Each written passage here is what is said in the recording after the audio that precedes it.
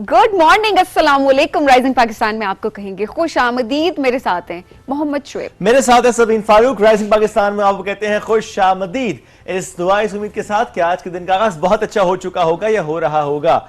हम अक्सर एक जुमला सुनते हैं सबीन कि वो वक्त बहुत अच्छा था, या वो साथ बहुत अच्छा था, या वो कंपनी बहुत अच्छी थी, वो दोस्ती बहुत अच्छी थी, मिल बैठना बड़ा अच्छा था। अब वो वक्त कहाँ, अब वो हालात कहाँ, ऐसे जुमले हम सुन रहे होते हैं। हाँ, वैसे जो वक्त गुजर रहा होता है उस गुजरते हुए हमें उस वक्त की इतनी कदर नहीं होती, लेकिन वो वक्त जब गुजर जाता है तो हम जब रिफ्लेक्ट करते हैं तो हम ये कहते हैं कि अच्छा वो टाइम कितना अच्छा था। तो शायद ये हम अनग्रेटफुल होते हैं या वी डोंट नो कि हमें किस तरीके से उस वक्त के अंदर जीना है। ये बात भी है, लेकिन मुझे लगता है सबीन के वो जो हम कहते हैं ना कि अच्छा वो वक्त या वो साथ बहुत अच्छा था, जैसे हम अक्सर अपने बड़ों से सुनते हैं ना, अपने माँ से, अपने वालिद साहब से या बुजुर्गों से सुन रहे होते हैं कि हमारे वक्तों में ऐसा होता था, या हम वहाँ बैठते थे, या हमारी ये गपशप होती थी, या हमारी ये कंपनी थी, हमारी ये दोस्ती थी, हमारा घरों में एक दूसरे का आना जाना बहुत ज्यादा था। अब हम देखते हैं कि बहुत सी जगहों पर ये होता है कि आपको नहीं मालूम कि नेक्स्ट डोर भी कौन रहता है।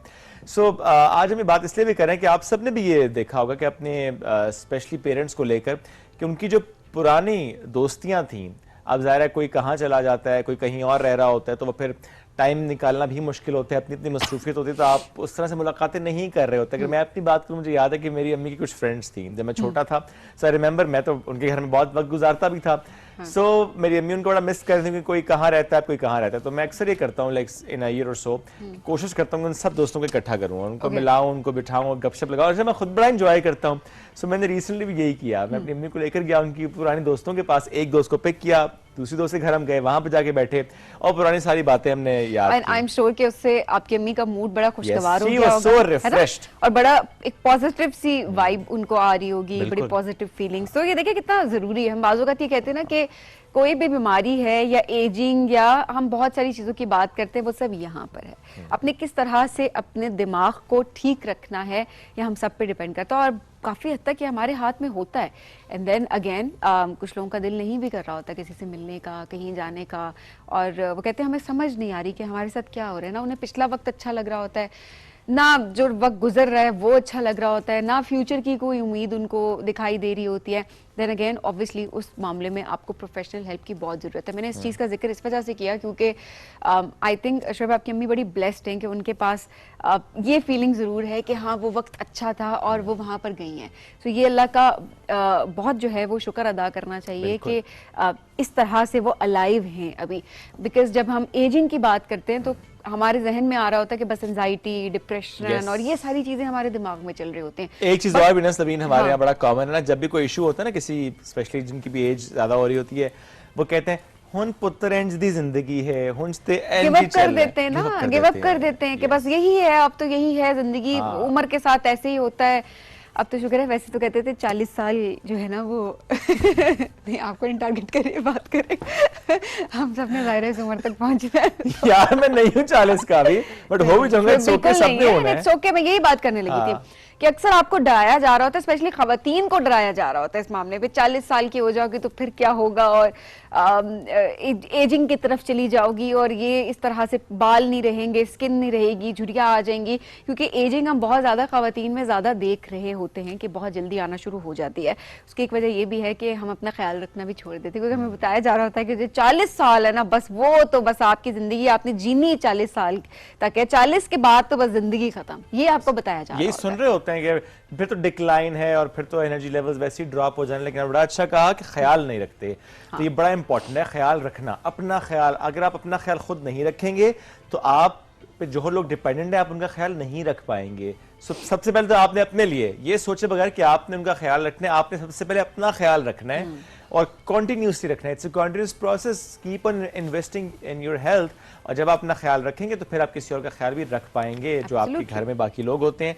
सो please take care of yourself, ये बहुत ज्यादा जरूरी है, अदरवाइज फिर काम हो जाता है खराब। सो ज़ाहिर जिंदगी है, इसको भरपूर जीने के लिए अपने ऊपर इन्वेस्ट करना होता है।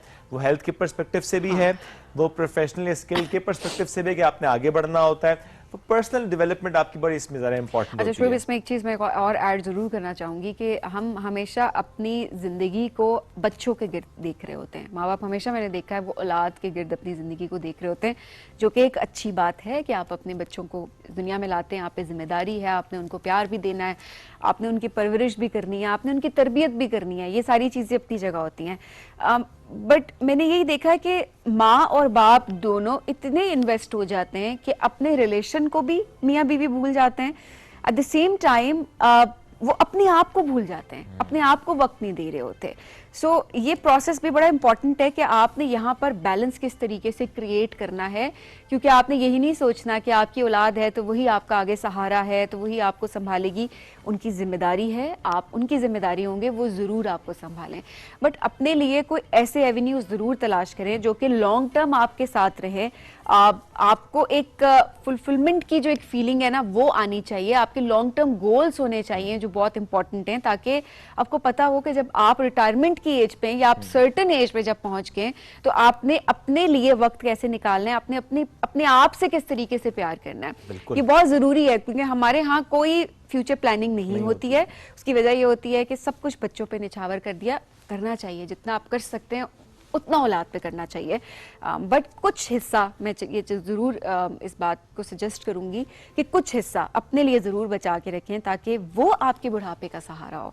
वो हिस्सा आपकी अपनी स्किल्स, आपका अपना एक सेटअप, आपने अपनी चीज़ें सेट की हुई हो, आपकी ज़िंदगी जो है वो बस बच्चों के गिर्द ना घूम रही हो, बल्कि आपकी अपनी ज़ात भी हो, क्योंकि अल्लाह ने आपको एक अलग ज़िंदगी दी हुई है और आपकी दुनिया में आने के बहुत सारे मकासद हैं, सिर्फ एक मकसद नहीं। ये सिर्फ फर्क ही और भी का है, यानी सिर्फ अपने ऊपर ही नहीं या सिर्फ बच्चों पर ही नहीं, और ये भी नहीं कि बस अपना ही सोचें। लेकिन आपने सभी ने बड़ा अच्छा कहा कि भी, यानी बच्चों का भी है लेकिन अपने ऊपर भी आपने करा। It's very very important. Anyways, आज भी हमारी गुफ्तगू ज़रा तवील हो गई है, हमें बढ़ना भी एक ब्रेक की तरफ। जब ब्रेक से वापस आएंगे तो कुछ अमेजिंग मेहमान होंगे हमारे दरमियान, उनसे कराएंगे आपकी मुलाकात इस ब्रेक के बाद। रहिए हमारे साथ, ये है राइजिंग पाकिस्तान।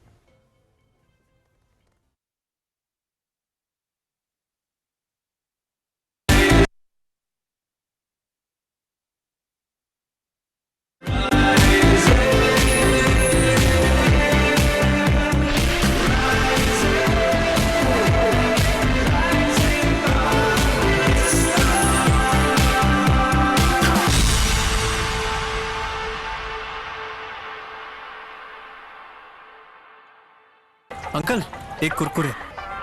कुरकुरे ही क्यों? सीन कुछ ऐसा है कि कुरकुरे का कॉर्न से बना क्रंची कड़ाका मिर्ची मसाला मेरी टेस्ट बड्स को पीक मेन कैरेक्टर एनर्जी देता है। कुरकुरे का signature gold flavour serving only wins, और मैं अपने कड़ाका एरा में क्रेजी।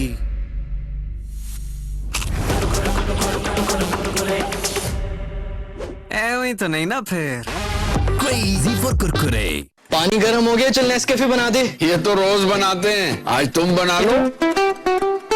एक मग में एक सैशे डलता है। एक मग में एक शाही डलता है। पहले गर्म पानी, फिर दूध और चीनी। गुड यार। हाँ काफी इजी था। बाद में मग धोना भी सिखाएंगे। पहले साबुन फिर स्पंज। तुम ये कुरकुरे क्यों खाती हो?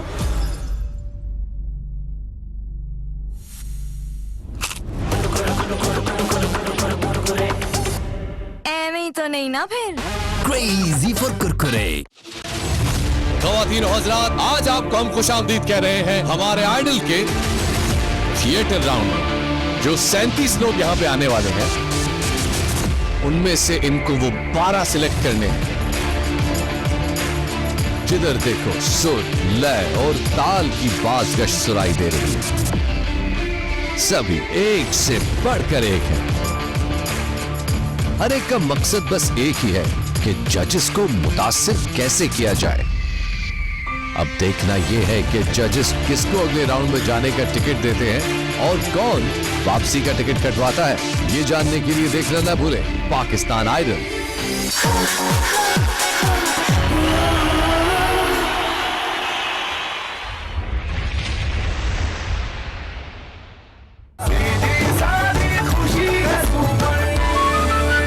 अंकल, एक कुरकुरे। कुरकुरे ही क्यों?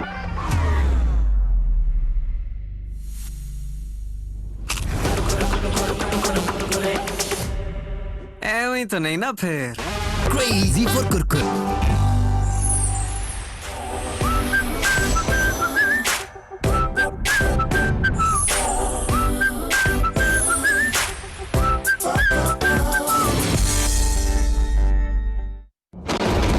हमला कर चुका है डॉन डिएगो। कैलमस में हर तरफ धुआं नजर आ रहा है। मार दो इसे। सिपाहियों ने कैलमस में हर जगह तलाश कर लिया, खवातीन कहीं मौजूद नहीं है। क्योंकि तुम्हारी खवातीन डॉन डिएगो के पास असीर है। उस डॉन डिएगो ने हमारी नामूस को अगवा करके दावत दी है एक बहुत बड़ी जंग को। अल जज़ायर की तरफ सफर करने का वक्त आ गया है। खवातीन को बाजियाब कराए बगैर और जिजिल को डॉन डिएगो के सर पर उल्टाए बगैर नहीं लौटेंगे। बस बहुत हो गया। ऐसा करने की जरूरत किसने की? ये काम डॉन डिएगो ने किया है। हम यहाँ जान कुर्बान करने आए हैं। और खिज़र अल जज़ायर आ गए। जिजिल आ भी गए तो वो तुम्हें नहीं मिलेंगी, क्योंकि मैं उन्हें शहंशाह को तोहफे के तौर पर भेजूंगा।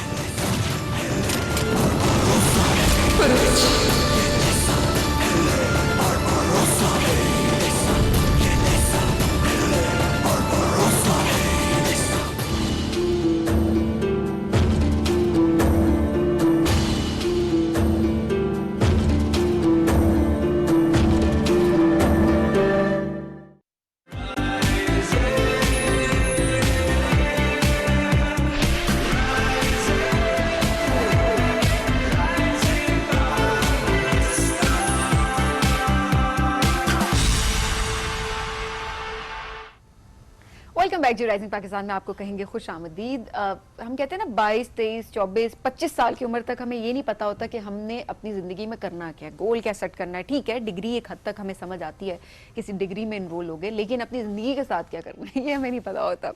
वाकई ऐसे होता है शोएब, हमने देखा आपको, मुझे, हमें नहीं, हमारे वक्त में थोड़ा ज्यादा था ये। हमारे वक्त में तो ज्यादा था नहीं। अब की जो जनरेशन है वो काफी समझदार है इस मामले में, और ये बहुत अच्छी बात है। आज एक ऐसे मेहमान से आपकी मुलाकात हम करवाने जा रहे हैं जो कि बहुत टैलेंटेड है। 23 साल की उम्र में, सिर्फ 23 साल की उम्र में माशाल्लाह माशाल्लाह, विदाउट एनी एकेडमी उन्होंने खुद से अपनी प्रिपरेशन की और उन्होंने CSS क्लियर किया, और उसके बाद जो है वो इनलैंड रेवेन्यू सर्विस में असिस्टेंट कमिश्नर के तौर पर वो तैनात उनकी एलोकेशन हो चुकी है। बिल्कुल हो चुकी है जी। हमना अरशद इनका नाम है, आज राइजिंग पाकिस्तान के मेहमान है। और हाँ, CSS की जब बात होती है, आप लोगों के जहन में इतने सवाल, हम किसी मेहमान को बुलाते हैं ना, मेरा और शोएब का जो इनबॉक्स है ना सोशल मीडिया पे, वो भर जाता है कि हमें भी इनरोल होने में। हम एक्सपर्ट नहीं, एक्सपर्ट की राय हमारे लेना बहुत ज्यादा जरूरी है। हमना से आपकी मुलाकात कराते हैं। अस्सलाम वालेकुम, कैसी हैं हमना? वालेकुम सलाम, अल्हम्दुलिल्लाह ठीक, आप कैसे हैं? अल्हम्दुलिल्लाह बिल्कुल ठीक। मुबारकबाद जी आपको, एक तो CSS क्वालिफाई करना एंड देन इनलैंड रेवेन्यू में आपकी तैनाती। थोड़ा सा हम जरूर जानना चाहेंगे आपसे कि आप बचपन से सोचा था कि मुझे CSP ऑफिसर बनना है, या कोई और सब्जेक्ट था, कोई और ख्वाहिश थी, कोई और कोर्स चल रहा था? CSS का ख्याल मुझे सबसे पहले आया था जब मेरा एडमिशन हुआ था BS English literature and linguistics में। उससे पहले मैं प्री मेडिकल की स्टूडेंट थी और मैं अपनी बड़ी बहन डॉक्टर हुदा अरशद की तरह एक डॉक्टर बनना चाहती थी। लेकिन अनफॉर्चुनेटली 2018 में मेरे फादर की डेथ हो गई थी, जिसकी वजह से mentally I was suffering a lot, और मेरा MD कैट अच्छा नहीं हुआ था और मेरा एडमिशन नहीं हो पाया MBBS में। उसके बाद I am really thankful for my family, मेरी मामा और मेरा भाई उसामा अरशद जिन्होंने मेरा एडमिशन BS इंग्लिश में कराया, और आहिस्ता आहिस्ता BS इंग्लिश के दरमियान I started seeing my potential in a lot of things. For example मैंने डिबेटिंग शुरू कर दी, मैंने कंटेंट राइटिंग स्टार्ट कर दी, and I think it was in 2022 जब मैं जीती थी English speaking union competition which was held by London in Pakistan. I won the Islamabad level, और मैंने इस्लामाबाद को नेशनली कराची में रिप्रेजेंट किया। आई थिंक वो एक लम्हा था कि जब मैंने सोचा था कि इंशाल्लाह मैं ज़रूर CSS दूंगी जैसे ही मेरे पेपर्स ख़त्म हुए। ओके, आई थिंक वो एक तो आपका सब्जेक्ट इंग्लिश लिटरेचर प्लस जब CSS की बात होती है तो फ़ौरन से जो ख्याल आता है उनके पेपर्स को लेकर वो आता है SC और प्रेसी, क्योंकि वो बहुत टफ लगते हैं, मोस्टली लोगों को वही टफ लगते हैं, उसी में आप रह जाते हैं। तो चूंकि आपका सब्जेक्ट भी यही था तो आपको शायद इसलिए थोड़ा आसान लगा ये? जी बिल्कुल इसी तरह था, क्योंकि मैं कंटेंट राइटिंग भी मैंने साथ स्टार्ट कर दी थी और मैं डिबेट्स भी अपनी खुद लिखा करती थी। तो वो एक डिबेटिंग में भी एक आर्ग्यूमेंट्स आपने बनाने होते हैं, आपने फैक्ट्स एंड फिगर्स और स्टेटिस्टिक्स यूज़ करने होते हैं, तो जिसकी वजह से आपकी राइटिंग स्किल्स बहुत इंप्रूव हो जाती है और आपकी एनालिसिस जो है वो बहुत शार्प हो जाता है। आई थिंक ये दो स्किल्स बहुत ज़्यादा नेसेसरी हैं CSS के लिए, और इसी वजह से मैं 6 महीने में तैयारी कर पाई। अच्छा, और ये बहुत बड़ी बात है कि विदाउट एकेडमी कोई आपने किसी से हेल्प नहीं ली, खुद से आपने अपनी तैयारी की 6 महीने के अंदर। और मैंने देखा है कि साल साल लोग लगे रहते हैं और वाकई हमारे पास जितने भी लोग आते हैं जो कि जिन्होंने सीएसएस क्वालिफाई किया होता है वो ये कहते हैं कि डिपेंड ये करता है कि आपकी स्ट्रैटेजी क्या है, आप कितना स्मार्टली अपने कोर्स को प्लान करें, ना कि ये कि आप दिन रात हर वक्त आपने फैमिली इवेंट्स मिस कर दिए और बहुत सारी चीजें, और एक एक 1.5 साल हम देख रहे होते हैं लोग तैयारी में लगे रहते हैं। तो ये क्या राइट अप्रोच होती है? आपने किस तरीके से 6 महीने में अपनी स्ट्रैटेजी बनाई, प्लान किया अपने कोर्सेज को? आई थिंक सीएसएस बहुत सब्जेक्टिव है और सीएसएस के लिए एज पर माय ऑब्जर्वेशन 3 चीज़ें बहुत इंपॉर्टेंट है, राइटिंग स्किल्स, एनालिटिकल स्किल्स और साथ में आपकी इंफॉर्मेशन बहुत अच्छी होनी चाहिए। चूँकि मेरा बैकग्राउंड इंग्लिश में था और साथ में मैं डिबेट्स कर रही थी और कंटेंट राइटिंग कर रही थी, तो एनालिटिकल स्किल्स मेरी अच्छी थी और साथ में राइटिंग स्किल्स। तो जिस चीज़ को मैंने टैकल करना था वो था इंफॉर्मेशन गैप, जो बीएस इंग्लिश स्टूडेंट्स को ज़्यादातर फेस होता है। तो 6 महीने में दिन रात 14 to 15 hours every single day मैं पढ़ा करती थी। और आई थिंक बहुत टाइम मैनेजमेंट स्किल्स ने मेरा साथ दिया। मैं स्केड्यूल बनाती थी और फिर इसको टाइमली फॉलो किया करती थी। लेकिन आई थिंक सीएसएस की जर्नी सबकी इसीलिए डिफरेंट होती है क्योंकि अगर फॉर एग्जांपल किसी की एनालिटिकल स्किल्स नहीं अच्छी तो वो उस पर ज़्यादा काम करेंगे और आई थिंक उसके लिए थोड़ा ज़्यादा टाइम चाहिए होता है। क्योंकि मैं 4 साल इस चीज़ पे लगा चुकी थी, आई थिंक उस चीज़ ने मेरी बहुत मदद की और इसी वजह से मैं 6 महीने में तैयारी कर पाई। तो आपका ज़्यादा फोकस इन्फॉर्मेशन वाले एस्पेक्ट पे था, जी, एनालिटिकल पे या दूसरे स्किल पे नहीं था। हमना का सीएसएस क्वालिफाई करने का शेड्यूल क्या था? मैं सुबह उठा करती थी 11 बजे। अगेन इट्स वेरी सब्जेक्टिव, ज़्यादातर लोग प्रेफर करते हैं कि वो सुबह पढ़ें, मुझे प्रेफर होता है कि मैं रात को ज़्यादा पढूं। तो सुबह 11 के बाद घंटा I used to give to my home, मामा के साथ मदद करना किसी भी चीज़ में। उसके बाद 12 से मैं स्टार्ट किया करती थी अपना स्केड्यूल और सबसे पहले 2 घंटे में दिया करती थी ऐसे को, ऐसे की आउटलाइन बनाई और एटलीस्ट 4 से 5 बॉडी पैराग्राफ्स लिखे। इस तरह ये कि आपका माइंड फ्रेश होता है और चूंकि ऐसे का पेपर भी सुबह सुबह होता है तो वो आपका माइंड उस लिहाज से रेडी होता है। जी, उसके बाद फिर मैं चूंकि माइंड फ्रेश होता है तो सबसे पहले मैं उस सब्जेक्ट पे टाइम लगाती थी जो मुझे सबसे मुश्किल लग रहा था और जो उस वक्त था मेरे optional subjects, for example political science, history of Pakistan and India, town planning, urban management, क्योंकि ये मेरे लिए न्यू सब्जेक्ट्स थे। इसके बाद फिर मैं इस्लामियत पढ़ती थी और जो बाकी सब्जेक्ट्स होते थे मैं उनको किया करती थी। और रात जब 12 बज जाते थे और जब मैं थक जाया करती थी तो फिर मेरा मेन फोकस होता था इंफॉर्मेशन गैदरिंग ऐसे के लिए, जिसमें मैं यूट्यूब वीडियोस देखा करती थी, टेड टॉक्स और डिफरेंट तरह की ऐसी इंफॉर्मेटिव वीडियोस जिससे मैं इंफॉर्मेशन कलेक्ट कर सकूं। तो ये मेरी अप्रोच थी। और यही रूटीन आपको लगता है कि उसने फ़ायदा दिया आपको? और बड़ा अच्छा कहा कि इट्स वेरी सब्जेक्टिव और हर किसी की रूटीन डिफरेंट हो सकती है, क्योंकि डिपेंड करता है कि आपका कौन सा सेट उस वक्त वीक है। हम ये कतन नहीं कहेंगे आप तैयारी करने के लिए कोचिंग ना लें, हर बंदे का डिफरेंट माहौल होता है। तो आप जरूर लें। जिस तरह से हमने बताया कि 4 साल उन्होंने इस चीज पे लगा दिए थे तो उनको जरूरत नहीं थी, बट मे बी ना लगाए होते 4 साल तो उनको भी शायद जरूरत होती। तो ऑब्वियसली डिपेंड करता है। Sometimes guidance is important, but किसी से तो गाइडेंस ली होगी हमने या नहीं?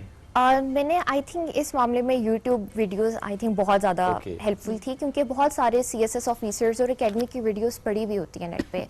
बट आई वुड प्रेफर कि अगर किसी स्टूडेंट की एनालिटिकल स्किल्स या राइटिंग स्किल्स वीक हैं तो वो ऑफ कोर्स एकेडमी जाएं। इसमें फ़ायदा ये होता है कि आप जब मुसलसल उनके साथ अटैच्ड होते हैं, आप एक ऐसे लिखेंगे, आप उनको शेयर करेंगे, उसमें गलतियाँ निकालेंगे, आप उन गलतियों पर काम करेंगे।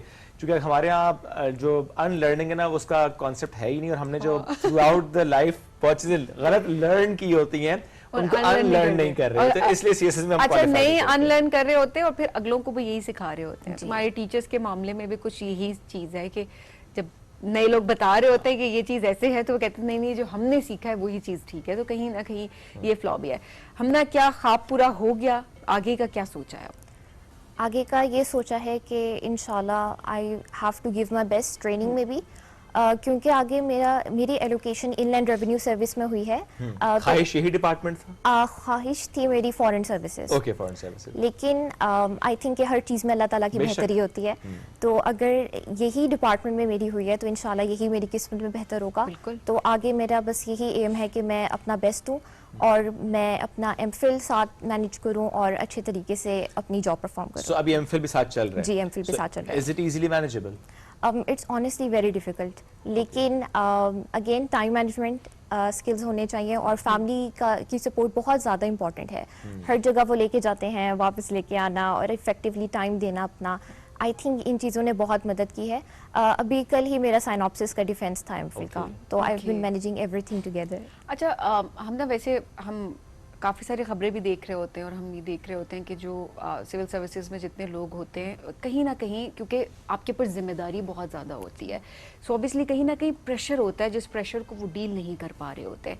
डू रियली थिंक, क्या आपने भी कुछ ऐसी चीज़ें सोची हुई हैं या आपको क्या लगता है कि क्या ये प्रेशर फील होता है सिर्फ इसलिए कि आपकी एलोकेशन भी होगी, अभी सिर्फ यही चीज़ एक प्रेशर बिल्ड करती है, आगे चल के तो जाहिर सी बात है मामला तो उस तरफ जाते हैं कि जहाँ पर यू शुड नो कि आपने किस तरीके से उस चीज़ को टैकल करना है।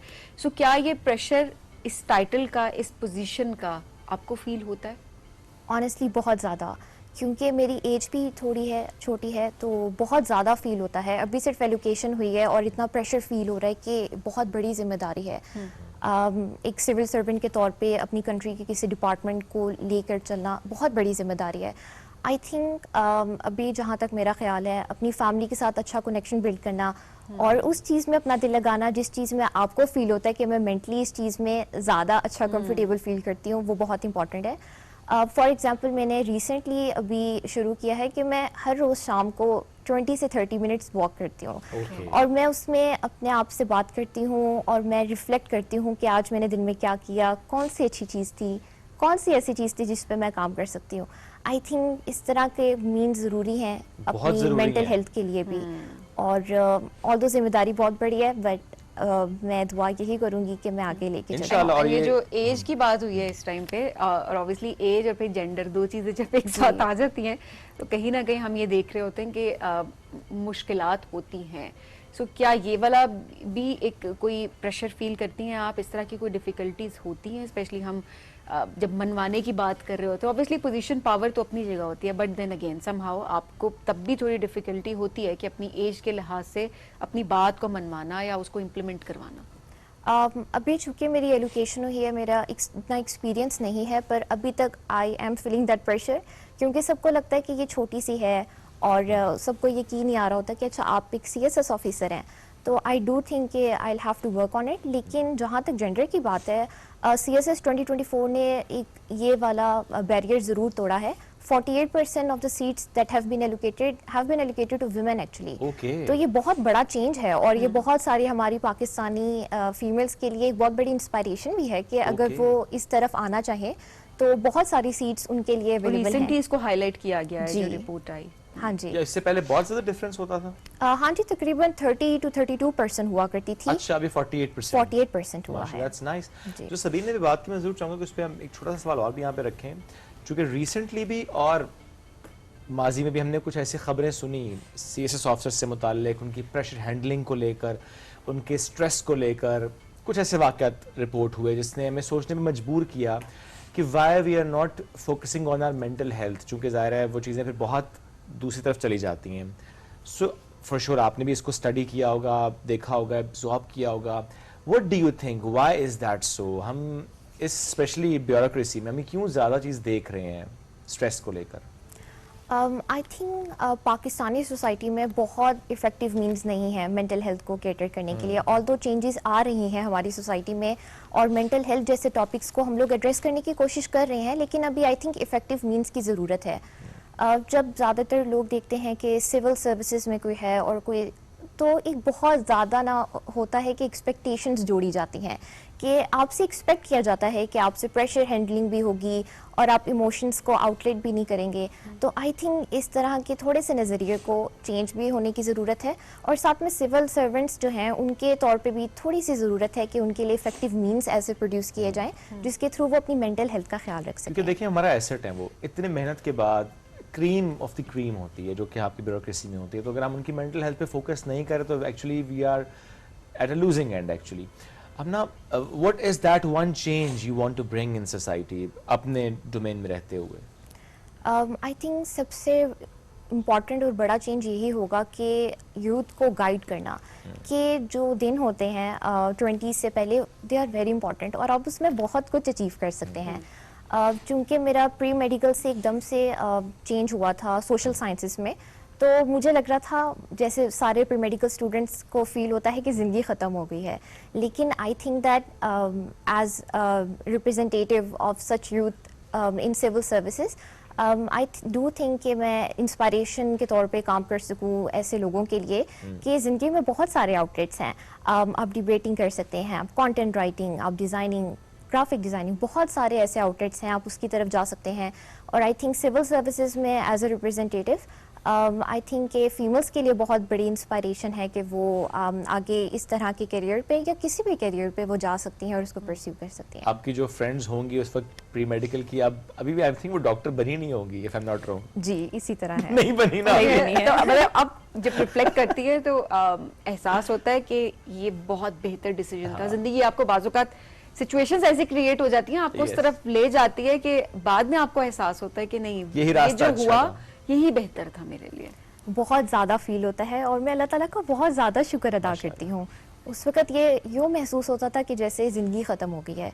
एक फ़ादर का लॉस था एकदम से, and he was my best friend, और एकदम से प्री मेडिकल जो मेरा बहुत बड़ा एम था वो अचीव नहीं हो पाया।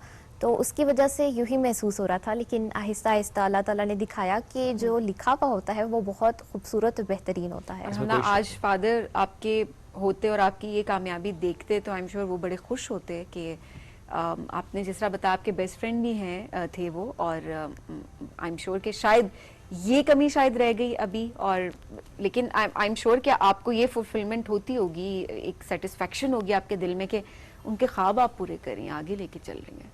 जी बेशक उनकी कमी बहुत ज़्यादा महसूस होती है, और लेकिन आई थिंक कि मेरा नाम हमना अरशद नाम हमेशा मैं अपने साथ लेके चलूँगी।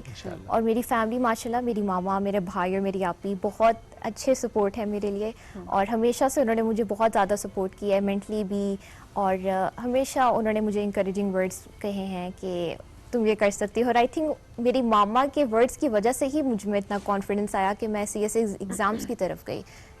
और इस दौरान ज़रूर कभी ना कभी किसी ना किसी ने ये बात ज़रूर की होगी, वैसे भी जब आप अच्छे स्टूडेंट होते हैं, अच्छा बाहर चली जाओ, अच्छा वहाँ से डिग्री कर लो, जब आपने प्री मेडिकल के बाद छोड़ दिया मेडिसिन को, सो क्या ये वाला मामला आपके साथ आया या नहीं? ये नहीं आया, ये था ही प्लान कि यहीं से स्टडी मुकम्मल करनी और यहीं पे कुछ करना है? आई थिंक इस तरह का कोई होता मेरे साथ, लेकिन नहीं हो पाया क्योंकि तब कोविड आ गया था और सारी यूनिवर्सिटीज़ और ये सारा सिस्टम वीज़ा वगैरह का काफ़ी रिस्ट्रिक्ट हो गया था, तो उसकी वजह से तब ये ख्याल नहीं आया। लेकिन फर्स्ट 3 सेमेस्टर्स में मैं बहुत ज़्यादा मेंटली सफ़र कर रही थी अपने फादर की डेथ की वजह से, और जो एक मेरा करियर था कि मैं ये करना चाहती हूँ वो भी नहीं मैं कर पाई। लेकिन जैसे ही कोविड थोड़ा सा कम होना शुरू हुआ और मैंने डिफरेंट ऑप्शंस देखे कि इंग्लिश करियर भी बहुत अच्छा है, इसमें बहुत सारे आउटलेट्स हैं, तरीके हैं जिसके तौर पर आप डिफरेंट करियर्स परस्यू कर सकते हैं, तो मैंने वो वाली चीज़ें ऑप्ट करना शुरू कर दी। और आई दुरुस्त, हर वक्त, बर वक्त।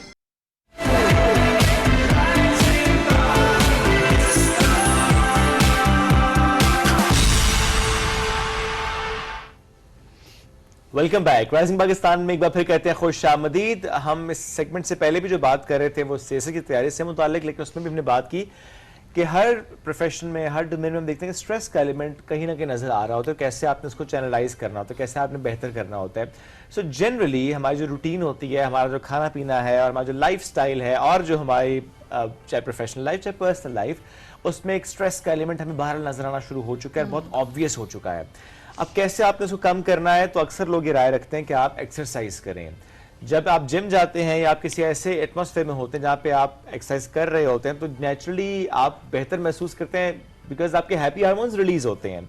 सो कितना इंपॉर्टेंट है कि अपने कॉर्टिसोल लेवल्स को आपने कम करना है, अपने हैप्पी हार्मोन्स रिलीज करना है और आप जरा खुश रहना है। प्लस आप जब अच्छे होंगे, हेल्थ वाइज अच्छे होंगे, तो आप आई थिंक जनरली भी अच्छा महसूस इस करेंगे। मौसम की अगर बात करें, हम थोड़ा सा उल्टे मामलात की तरफ भी चले जाते हैं, क्योंकि हम कहते हैं कि हम मौसम लेजी हो जाते हैं जिम के पर्सपेक्टिव से, और डाइट के पर्सपेक्टिव से हम ऐसे करते हैं कि मौसम चेंज हो रहा है तो मीठों की तरफ जा रहे हैं जी, अच्छे लगते हैं। अब हलवे बनना शुरू हो गए हैं, अब डिफरेंट डिजर्ट्स बनना शुरू हो गए हैं, हर घर के अंदर। मुझे हलवा नहीं बनाना आता, सीखो। नहीं, but I can make a lot of desserts now. Okay, I मसलन? मीन बहुत अच्छी बनाती हूँ वो, I will tell you later. But वही होता है कि आपका दिल कर रहा होता है, मीठे को आप क्रेव कर रहे हैं, और मतलब आपका दिल करता है खाने का, क्योंकि गर्मियों में नहीं ऐसा चीज। तो किस तरीके से इन क्रेविंग्स को आप खत्म कर सकते हैं, या इनके ऑल्टरनेटिव्स क्या हो सकते हैं, फिर इस पे भी आज हम बात करने की कोशिश करेंगे। तो हमारे साथ मौजूद है आज सलार खान ने में ज्वाइन किया, हेल्थ एंड फिटनेस एक्सपर्ट है, उनको वेलकम करते हैं। अस्सलाम वालेकुम सलार भाई, कैसे हैं? वालेकुम सलाम, कैसे हैं आप? पिछली बार जो आए थे तो थोड़े से मुख्तलिफ थे, अभी डिफरेंट। आपने अपनी बॉडी को थोड़ा चेंज किया है, क्यों चेंज किया है? असल में हमारी थोड़ी सी अभी प्रेप चल रही है। उस टाइम में थोड़ा सा बल्किंग सीजन हमारा चल रहा था, तो थोड़ा सा वेट गेन करना था। अब ये है कि वो फैट कट करके थोड़ा सा मसल मास बॉडी पे ज्यादा हो गया, तो चेंजिंग इसलिए नजर आ रही है। ये आप लोगों के लिए बड़ा आसान होता है बताना। अच्छा, हमने बल्क किया है, अभी हम कट कर रहे हैं, अभी हमारा ये वेट था, हमारा ये वेट है, हमारी ये बॉडी थी, हमारी, मतलब it's so easy for you guys to say this. हमसे तो 2 किलो ना मैनेज हुआ, कभी ऊपर हो जाता है, कभी नीचे हो, जब चाहते जो ऊपर है वो ऊपर रहेगा, जो नीचे है वो नीचे रहेगा। ये आप कैसे कर लेते हैं? असल में हमारी डिसिप्लिन ज्यादा रहती है अपने, हमें पता होता है कि हमने अपना एक गोल अचीव करना है, हमारा एक टाइम है, पीरियड्स है, उसको पूरा करना होता है। अगर 6 मंथ हम बल्क कर रहे हैं तो हमें पता है कि हमारी वेब कंपटीशन आ रही है, तो हमने इस टाइम से अपनी कट और अपनी डाइट वगैरह सारा मैनेज करना होता है, अपने वर्कआउट वगैरह भी चेंज करनी थी। तो ये सीजन हमारा चलता रहता है, हमें आइडिया होता है कि अब कब कहाँ से हमने अपने आप को पकड़ना है।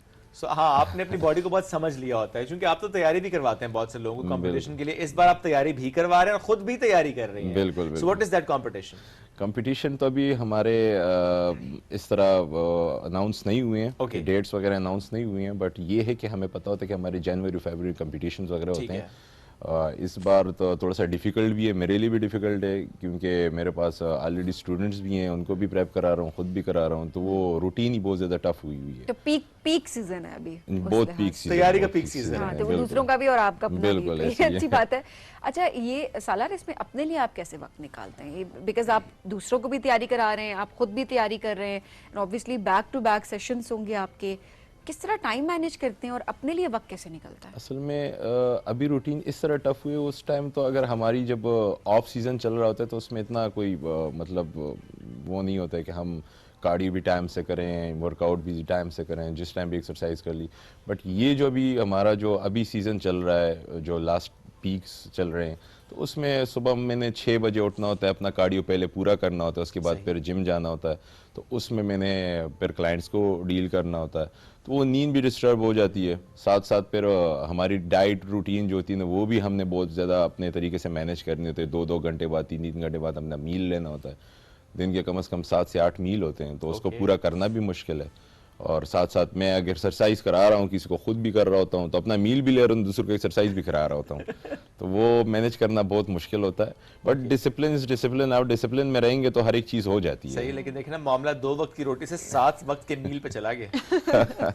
हमें 7 मील, लेकिन आपने बताया पोर्शन। असल में हमारे मील्स पोर्शन टाइप होते हैं। कुछ लोग होते हैं जो जिम वाले नहीं, तो वो जो पूरे 8 मील एक पोर्शन में ले लेते हैं। अच्छा, नहीं, चलें ये जरा सुनते हैं। अभी आजकल आपके जो मील्स आपने बताए, इनमें आप क्या खाते हैं? ब्रेकफास्ट से शुरू करते हैं और फिर डिनर पे इसको खत्म करते हैं? अभी तो अब मैं अगर कार्ब साइकिलिंग कर रहा हूँ तो मेरे डेली रूटीन पे मतलब सेम डाइट नहीं चलती। अभी सेम डाइट इस तरह नहीं चलती। अगर मैं 3 दिन कार्ब्स वगैरह लेता हूँ, फिर 2-3 दिन जो है मैं 0 कार्ब्स पे जाता हूँ। अभी फॉर एग्जांपल मैं 0 कार्ब्स पे हूँ, तो मैं सुबह एक वाइट्स ले लेता हूँ, फिर उसके बाद 2 घंटे बाद चिकन ले लेता हूँ, साथ में फिर एक वाइट्स चलते हैं। मतलब डेली रूटीन में मेरे तकरीबन 25 to 26 एक वाइट्स चल जाते हैं और 1 kg तक चिकन। 25 संडे एक दिन में।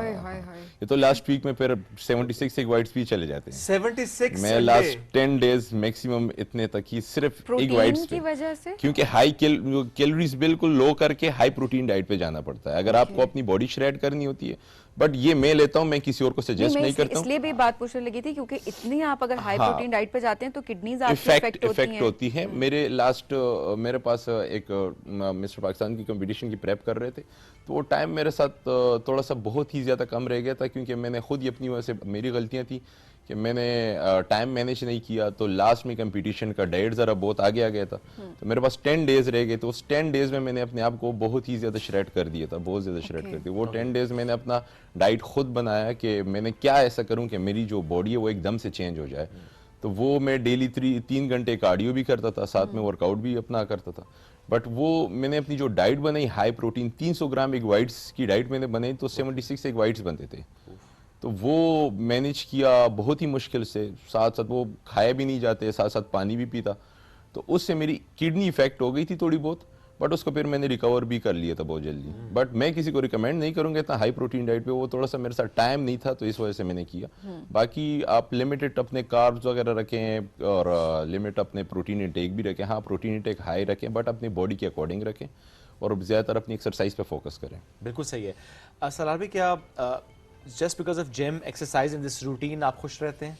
बिल्कुल खुश रहता हूँ मैं। अपनी जिम के अंदर चला जाए तो मेरे लिए वही दुनिया है, मैं उसमें खुश रहता हूँ कि मैं उसमें फिट रहता हूँ। ओके। अगर मैं गर्मियाँ हों सर्दियाँ हों, बट जो मेरी रूटीन चल रही होती है एक्सरसाइज की उसमें मैं एक्टिव रहता हूँ। जब आपकी फिजिकल एक्टिविटी ज़्यादा होती है तो आपकी बॉडी, तो आपको स्ट्रेस और ये एंजाइटी वगैरह ये चीज़ें नहीं होती। सही। तो ज़्यादातर मैं लोग देता हूँ, मेरे साथ जिम में बहुत ज़्यादा लोग आते हैं, वो जब भी आते हैं तो वो एंजाइटी के और डिप्रेशन के शिकार होते हैं। तो मैं उनको यही कहता हूँ कि आप ज़्यादा से ज़्यादा अपनी फिजिकल एक्टिविटी ज़्यादा करें। कोई बेगम से भाग के भी आता है? बहुत ज़्यादा भाग के आते हैं। बहुत ज़्यादा भाग के आते हैं। वो मी टाइम जो एस्केप होता है उनको वो मिल रहा होता है। कुछ तो ऐसे होता है कि जिनकी शादियां अभी नजदीक आती हैं तब वो आ जाते हैं। ओके। हमने अपने को फिट करना है, हमने अपना वेट लूज करना है, तब वो आ जाते हैं अपने आप क्या को पता फिट करने उन्हें के कहा गया हो कि प्लीज गो टू जिम। हाँ, मगर शादी करने के बाद फिर शादी के बाद जिम देखना ही छोड़ देते हैं। लेकिन कुछ टाइम बाद फिर वापस आते होंगे। बिल्कुल, वो थोड़ा सा वेट गेन हो जाता है, बुरा लगता है, बुरा फील होता है, तब वो आ जाते हैं। अच्छा, मेंटल हेल्थ कितने लोगों की आपने रिकवर होते देखी है? बहुत ज़्यादा। आप देखें, ऑटोमेटिकली अगर आप जिम एंटर हो जाते हैं, वो एक मोटिवेशन सी आ जाती है, एक मोटिवेशन सी आ जाती है। आप एक्सरसाइज करते हो, ज़्यादातर फोकस रहता है हमारी स्ट्रेंथ ट्रेनिंग पे। जो हमारे बॉयज़ वगैरह होते हैं तो वो दूसरों को देखते हैं, यार ये वेट लिफ्टिंग कर रहा है, उसमें मज़ा भी तो आ रहा है, तो वो उनकी जो मोटिवेशन है वो और ज़्यादा पीक पे चली जाती है। तो उससे उनका फोकस ज़्यादा एक्सरसाइज की तरफ हो जाता है और उनका रुझान जो है ना डाइट की तरफ पूछना शुरू करते हैं, गाइडेंस लेना शुरू कर देते हैं। तो ऑटोमेटिकली वो जो डिप्रेशन और वो स्ट्रेस वगैरह होता है वो ऑटोमेटिकली ख़त्म हो जाता है। तो अगर कोई बंदा, लेजीनेस तो हमारे लोगों में बहुत ज़्यादा है, उठने की हिम्मत नहीं होती। पहले तो जिम आते हैं तो पहले सोचते हैं कि हमने जिम जाना है, कल जाएंगे, वो मॉर्निंग ही नहीं आती, वो सुबह ही नहीं आती। ठीक है। तो जब वो एक बार, मैं यही कहता हूँ कि आप स्टार्ट करें, 1 वीक आप रेगुलर हो जाएं तो वो एक रूटीन बन जाती है। तो मेंटल हेल्थ इससे बहुत बेहतर हो जाती है। और बहुत से लोग ऐसे हैं जो बहुत ही ज़्यादा अभी मतलब बहुत ज़्यादा स्ट्रेस से और डिप्रेशन से निकल के इस फिटनेस फील्ड में आए हुए हैं, तो बहुत बेहतर हो गए हैं। और ज़रा किसी ना किसी ने गाइड किया उनको कि आप अपने रूटीन में जिम को या एक्सरसाइज को शामिल करेंगे तो यूल फील हैप्पी। मौसम जब बदलता है तो क्या रूटीन भी बदलती है? जैसे कि अब ठंड आ रही है, अब बल्कि आ चुकी है कुछ इलाकों में, सो ऐसे में आपकी रूटीन भी चेंज होती है, खाने पीने की भी और एक्सरसाइज की भी? नहीं, रूटीन तो डाइट की कोई ऐसा चेंज नहीं होती। ओके। बट ये है कि एक्सरसाइज में थोड़ा सा फोकस हमें ज़्यादा करना पड़ता है। कार्डियो मॉर्निंग में इस मौसम में बहुत अच्छा है वार्म अप के लिए। अगर आप एक्सरसाइज कर रहे हो या सीधा जिम ही जा रहे हो, तो जिम में अगर आप स्ट्रेंथ ट्रेनिंग करो उससे पहले हमारे वार्म अप बहुत ज़रूरी है, क्योंकि ये मौसम इस तरह है, इसमें हमारी बॉडी बहुत जल्दी वार्म अप नहीं करती। अगर आप एकदम से एक्सरसाइज करते हो इंजरीज के चांसेस बहुत ज़्यादा होते हैं, तो वार्म अप बहुत ज़्यादा ज़रूरी है। और इस विंटर में एक्सरसाइज, और दूसरा जो आप बोल रहे हैं कि डाइट वगैरह जो भी है चेंजेस हो जाती हैं, तो चेंजेस ये होती हैं कि आप उसमें थोड़े से अपने वाइटामिन्स अपने ऐड करें जो आपके न्यूट्रिएंट्स से नहीं पूरे होते हैं, जिस तरह जिंक हो गए, मैग्नीशियम्स हो गए, विटामिन डी, क्योंकि हमें limited source of sunlight मिल रही होती है, तो हमें विटामिन डी, जिंक और इन चीज़ों की बहुत ज़रूरत पड़ती है। तो वो आप अपनी डाइट में तो लाइफस्टाइल हमारा जो है वो बहुत चेंज हो जाता है ना। बिल्कुल, क्योंकि अब गर्मियों में तो हम फिर भी देख रहे होते हैं कि जिम चले जाते हैं लोग, सर्दियों में कहते हैं अच्छा बिस्तर से ना निकले बस घर के अंदर ही रहे। दिन छोटा हो जाता है ना। अच्छा, ऐसे बहाने हजार मैं अपने आप को भी इंक्लूड करूँ, मैं तो जाती ही नहीं हूँ, मैं कभी गई नहीं हूँ, जो कि ऑब्वियसली अच्छी बात नहीं है। इनफैक्ट आप जिम ना भी अगर मैनेज कर सकते हो आप ना जाए, लेकिन एक्सरसाइजेज जो है हल्की फुल्की स्ट्रेचिंग और वो आपको अपनी फिटनेस पे ध्यान, specially when you are aging. Sure. अभी यंग एज में आपको पता होना चाहिए ना कि क्या है, ताकि जब आप एजिंग की तरफ जाएं तो ऑब्वियसली आपको एकदम से जिम ना भागना पड़े, फिर आपके बाल भी गिरते हैं और फिर बहुत सारे मसाइल। भाई बाल क्यों गिरते हैं? जिम जाने वालों के हम देखते हैं बाल गिर जाते हैं। ये असल में देखें, अगर उनके अपने भी काम में, इसीलिए। हाँ, मैं खुद तो ऐसी प्रेप वगैरह करता हूँ, तो हमारी तो वो चल रहा होता है सप्लीमेंटेशन वगैरह। अभी आपको मैंने बोला कि जिससे मैंने बहुत ज़्यादा हाई प्रोटीन डाइट पे चला गया था, तो उसमें न्यूट्रिएंट्स तो बहुत दूर की बात है जो पूरे होते हैं, सिर्फ हाई प्रोटीन ही मैं ले रहा हूँ और तो कुछ है नहीं, बस सिर्फ पानी इंटेक कर रहा हूँ। अब जिस तरह हमारा ऑफ सीजन, तो फिर हम अपने सारे मल्टीविटामिन्स प्रॉपर पूरे ऐड करते हैं। मैं सबको सजेस्ट करूँगा, जिस तरह अभी मैंने आपको बोला कि vitamin D, fish oil, fatty acids जिस तरह होते हैं, आपको डाइट से भी लेना चाहिए और अपने सप्लीमेंटेशन से भी लेना चाहिए। कोलेजन बहुत ज़रूरी है, वो बहुत ज़्यादा यूज़ करना चाहिए। बायोटिन हो गए इस तरह, तो ये चीज़ें बहुत ज़्यादा इंपॉर्टेंट है, बहुत ज़रूरी है। जो हमारे जिम में लड़के आते हैं या फीमेल्स भी आती हैं, वो इन चीज़ों पे सोचते नहीं हैं, बस एक्सरसाइज करना है, डाइट करना है, क्या डाइट करना है, बस वही उस पे ही उनका कॉन्सेप्ट चल रहा होता है। तो रिकमेंड मैं यही करता हूँ कि मल्टीविटामिन्स भी प्रॉपर आप अपने प्रॉपर पूरे रखें, ताकि ये वीकनेस ना आए स्किन की, बालों की। तो ये वीकनेस आपकी नहीं, वेट लूज होते हमने बहुत सारे लोगों का देखा है, बट वो जो एक शक्ल देखते हैं ऐसा लगता है पता नहीं सदियों के बीमार लोग हैं। ये बात होती है कि आपने हेल्दी तरीके से वेट लूज नहीं किया अपना, आपने बिल्कुल क्रैश डाइटिंग की तरफ गए और फिर ऑब्वियसली से मेंटल हेल्थ बहुत ज़्यादा इफेक्ट होती है। अच्छा सालार, ऐसा भी होता है डाइट का बहुत ज़्यादा इम्पैक्ट आपकी मेंटल हेल्थ पे भी होता है? बिकॉज अब मौसम चेंज होने के पर्सपेक्टिव से बात करें तो मीठे की क्रेविंग्स बड़ी बढ़ जाती हैं कि हलवे पक रहे हैं और पता नहीं क्या, भी तो खैर आगे चल के बहुत ज़्यादा मामलात होते हैं।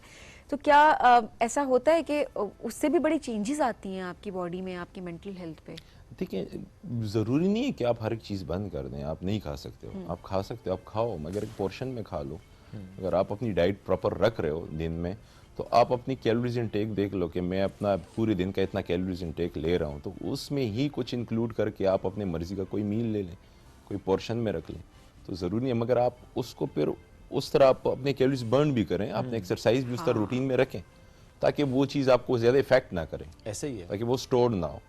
तो उसको वेट को मैनेज करना फिर आपका काम है कि आप कुछ ले रहे हो, इस तरह आपको पता है आपने मीठा ले लिया तो उसके कैलोरीज कितने हैं, तो अगर मैं उसको मैनेज करूँगा, कैसे मैनेज करूँ, मैं कितना कार्डियो करूँगा, मैं स्ट्रेंथ ट्रेनिंग किस तरह करूँगा, मेरी फिजिकल एक्टिविटी इतनी है कि मैं ये सारा सब कुछ अभी ले रहा हूँ, यूज़ कर रहा हूँ, पाऊंगा, हाँ, तो मैं उसको फिर वापस बर्न भी कर सकता हूँ। दैट मीन्स के कस्टमाइज प्लान बहुत इंपॉर्टेंट होता है। ये नहीं कर सकते, ठीक है, समटाइम्स हम देखें ग्रुप क्लासेस भी इंपॉर्टेंट होती हैं, but at the same time वो कस्टमाइज प्लान इज इंपॉर्टेंट कि आपकी बॉडी टाइप को, आपकी रूटीन को समझते हुए डिजाइन होता है। बिल्कुल, मैं तो यही सजेस्ट करता हूँ कि कोई भी, अभी जब आपने बोला कि क्रैश डाइट आजकल सब कर रहे हैं कि बस कुछ भी ना खाओ तो बस रनिंग करो, तो उससे हमारा वेट लूज है, तो वेट लूज तो हो जाता है, बट उसमें वीकनेस बहुत ज़्यादा आ जाती है, बोन्स में बहुत ज़्यादा आ जाती है वीकनेस, बालों में जो स्किन ख़राब हो जाता है, डल फेस इस तरह जो देखना शुरू हो जाता है। तो मैं यही रिकमेंड करूँगा, आप किसी अच्छे न्यूट्रिशनिस्ट से अपनी डाइट प्लान लें, और ज़रूरी नहीं है कि आप जिम में जाएं, वो ट्रेनर होगा वही आपको डाइट देगा। अब ट्रेनर का काम है आपको ट्रेन करना,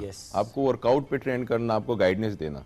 न्यूट्रिशन का काम अलग है, वो आपको आपके अकॉर्डिंग डाइट लिख के देगा। ये भी तो बड़ा मसला है ना, वो अगर आप जिम जाएं, वो ट्रेनर ही बताता है बस आपने यही खाना है और आपने यही करना है। आपने बड़ा अच्छा कहा कि नहीं, ट्रेनर का काम ट्रेनिंग कराना है, उसकी सर्टिफिकेशन ट्रेनिंग को लेकर है, जो न्यूट्रिशनिस्ट है वो गाइड करेगा कि आपकी बॉडी रिक्वायरमेंट क्या है, तो जिसका काम है उसको वो करने दें, और ये मत करें ट्रेनर्स को स्पेसिफिकली। ये बहुत ज़्यादा मैंने देखा तो सोशल मीडिया पे पेजेस रन कर रहे हैं और वो पूरी आपको, ठीक है आपने किसी को वेट गेन कराना है, वो ट्रेनिंग में भी बाजू का डाइट प्लान इंक्लूड होता है और ऑब्वियसली वो देना होता है, बट हेल्थ एंड फिटनेस के पर्सपेक्टिव से अगर देखा जाए तो आपको कंसल्ट करना चाहिए न्यूट्रिशनिस्ट को। अच्छा सालार, ऐसा भी होता है कि जब आप क्रैश डाइटिंग के थ्रू अपना वेट लूज करते हैं तो वो वाला वेट बहुत जल्दी वापस आ जाता है, आप गेन कर जाते हैं या नहीं? अगर आप कैलोरी डेफिसिट में रहते हैं थ्रू आउट तो आपका वेट लूज गेन नहीं होगा। देखिए, उससे बहुत ज़्यादा इफेक्ट आपकी स्किन पे होता है। अगर बहुत ही ज़्यादा ओवर वेट होता है और वो क्रैश डाइट करके अपना वेट लूज कर लेता है, तो उन्होंने अपना वेट लूज किया होता है मगर मसल मास तो उन्होंने इंक्रीज नहीं किया होता है ना, जो स्किन लूज हुई होती है जिससे फिर लोग सर्जरीज वगैरह करते हैं, तो वो एक बहुत बड़ा मसला है। तो अगर आप क्रैश डाइट करते हो और आपको नॉलेज नहीं और फिर आप कहते हो चलो मैं अभी दोबारा स्टार्ट कर लूंगा, तो वो अपनी मर्जी से दोबारा डाइट स्टार्ट करना, वही फैट गेन करना, तो ये बड़ा अजीब सा है। अगर आप बैलेंस करके चलते हैं, अपना फैट लॉस कर रहे हैं, तो आपका फैट लॉस तो और है, साथ साथ आप मसल मास भी इंक्रीज कर रहे हैं, ताकि वो जो बीच में वो गैप है, जो स्किन के बीच में और मसल के बीच में जो गैप है, उसको भी आपको फिल करना है, ताकि वो आप हेल्दी तो दिखें, ये नहीं कि आप बिल्कुल बीमार दिखना शुरू हो जाएं। तो वो चीज़ बहुत ज़्यादा ज़रूरी है, उस पर बहुत ज़्यादा फोकस करना चाहिए। जिम में इंजरी की वजह क्या होती है? प्रॉपर गाइडेंस करना। आपको मैंने भी ये बोला कि आप जब जिम जाते हो एकदम से ट्रेनिंग स्टार्ट करते हो, तो स्ट्रेचिंग करना, वार्म अप करना, ये बहुत ज़्यादा ज़रूरी है। नहीं, बट बहुत से लोग जो कि अच्छी खासी ट्रेनिंग उन्होंने कई सालों से की होती है, बट इंजरीज हो रही होती हैं, समटाइम्स हम देखते हैं लोअर बैक पेन, जी आप गलत एंगल लग गया था या जो भी रीज़न थी, और फिर वो थ्रू आउट लाइफ उनके साथ वो चीज़ चलती है फिर। बिल्कुल, जो आप ये गाइडेंस की बात फिर आ जाती है कि मैं बोलता हूँ अगर आपके पास जिम में कोई अच्छा प्रोफेशनल ट्रेनर्स होगा तो आप उनसे एक्सरसाइज प्रॉपर पूछें। जिस तरह कुछ चीज़ें तो कंपाउंड मूवमेंट्स बहुत ज़्यादा मुश्किल होते हैं, उस पर अगर आप वेट लिफ्टिंग मतलब वेट ना भी ऐड करें, आप सिंपल उसको कंपाउंड मूवमेंट को इस तरह भी करें तो उसकी वो जो मूवमेंट होती है वो थोड़ी सी इंजरीज टाइप की तरफ जा रही होती है। Okay. आपको समझ नहीं आ रही थी मगर वो जा रही होती है। आप अगर डेड लिफ्ट लगा रहे हैं, जिस तरह स्क्वाट्स लगा रहे हैं, तो उनके एक एंगल है, आप उसको उस तरीके से लगाएंगे तो आपको इंजरीज नहीं होंगे, मगर आपको प्रॉपर उसके एंगल सीखने चाहिए। किसी प्रोफेशनल ट्रेनर से आपको जानना चाहिए कि आप किस तरह उसको परफॉर्म करेंगे। अगर आप अपने आप से करेंगे तो लाजिमत इंजरीज के चांसेस ज्यादा हो जाते हैं। ट्यूटोरियल्स भी देख लेते हैं ना, हाँ। यूट्यूब पे कोई भी कर रहा है, आपकी बॉडी उस तरह से नहीं सूटेबल उसके लिए, तो आप तब भी कर रहे होते हैं। अच्छा, क्रैम्प्स बहुत ज़्यादा लोगों को हम देखते हैं जिम में होते हैं। जिस तरह स्ट्रेचिंग के लिए अगर आप जाते हैं, इसकी क्या रीज़न होती है? क्या डिहाइड्रेशन ही इसकी रीज़न है या आपके मसल यूज टू नहीं है? असल में ये होता है कि बेसिकली जो हमारा समर सीज़न है, गर्मियों का मौसम है, उसमें क्रैम्प्स बहुत ज़्यादा आ जाते हैं। क्योंकि एक तो वर्कआउट, कुछ लोग होते हैं जिस तरह बहुत ही ज़्यादा वर्कआउट करते हैं, डाइट उनकी इस तरह नहीं होती, वाटर इनटेक उनका इतना नहीं होता है, तो इलेक्ट्रोलाइट्स की जो वीकनेस हो जाती है उस वजह से वो क्रैम्प्स बहुत ज़्यादा आ जाते हैं।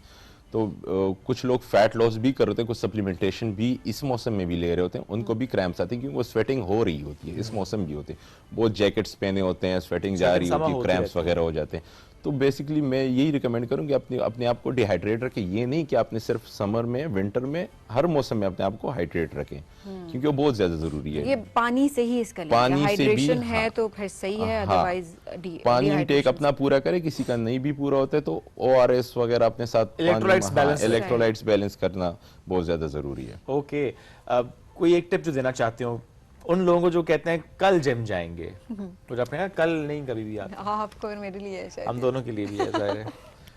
कल तो कभी के लोगों के लिए कल तो कभी नहीं आता, मगर मैं ये करूँगा जब आप खुद ही एक बार सोच लेते हैं। और दूसरा, हाँ, इस मौसम में अपने साथ पार्टनर बनाएं। पार्टनर बहुत जरूरी है जिम वर्कआउट के लिए, ठीक है, ताकि आपकी मोटिवेशन डाउन हो तो वो आपको मोटिवेट करे। Gym body is important. हाँ, तो वो बहुत ज्यादा जरूरी है। और आप मॉर्निंग में अगर आप जिम नहीं भी जा सकते हैं, मॉर्निंग में स्टार्ट कर दें, वॉक वगैरह स्टार्ट कर दें, रनिंग वगैरह स्टार्ट कर दें, उधर से ही आपको मोटिवेशन स्टार्ट हो जाती है। आहिस्ता आहिस्ता वो जिम की तरफ भी रुझान बढ़ जाता है। और जो नहीं जा सकते जिम, समहाउ नहीं जाते या नहीं जा सकते, हम देखे कि अक्सर वीडियोस आ रही होती हैं जी, मल्टी जिम ले लें, एक मशीन जिसमें काफी ज्यादा एक्सरसाइज आप घर में कर सकते हैं, वो सही है? बिल्कुल सही है। आपके पास मशीन ना भी हो तो आप घर में योगा भी स्टार्ट कर सकते हैं, हाइकिंग भी कर सकते हैं, मॉर्निंग वॉक भी कर सकते हैं, रनिंग भी कर सकते हैं, ये भी बहुत जरूरी है। बात ये कुछ तो करें कुछ तो करें, कुछ तो करें। ऐसे नहीं होना चाहिए कि बिल्कुल अपने आप को छोड़ दें और बस आप स्ट्रेचिंग भी नहीं कर रहे। घर में आप हल्की फुल्की स्ट्रेचिंग भी कर लें तो आई थिंक वो भी इनफ है। अगर आपका टारगेट वेट लॉस नहीं है, वेट लॉस है, देन ऑब्वियसली वो तो फिर कैलोरी डेफिसिट और फिर आपको हाई इंटेंसिटी वर्कआउट की तरफ जिम जाना पड़ेगा फिर। बिल्कुल सलाह, thank you very much for joining us today, great having you, all the best. जो आप कंपटीशन जिसके लिए आप खुद भी तैयारी कर रहे हैं और अपने क्लाइंट्स को भी तैयारी करा रहे हैं। हम बढ़ेंगे नाज़रीन ब्रेक की तरफ, ब्रेक से वापस आएंगे, रहिए साथ। ये है राइजिंग पाकिस्तान।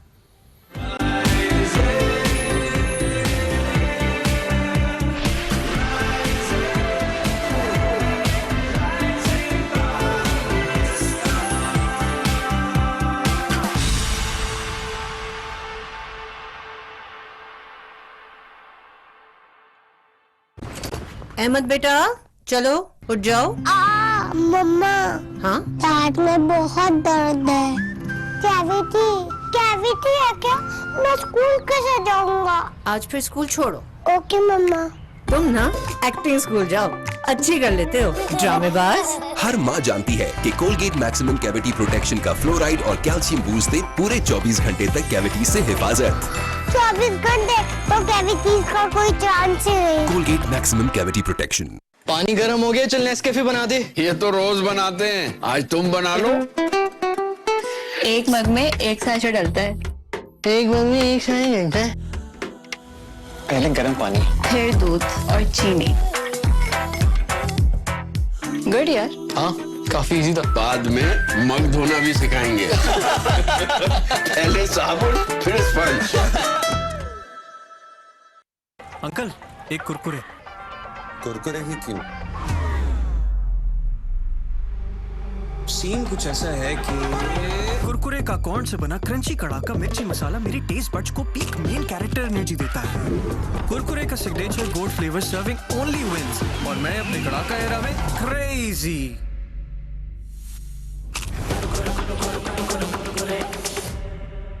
ऐਵੇਂ तो नहीं ना फिर। Crazy for Kurkure.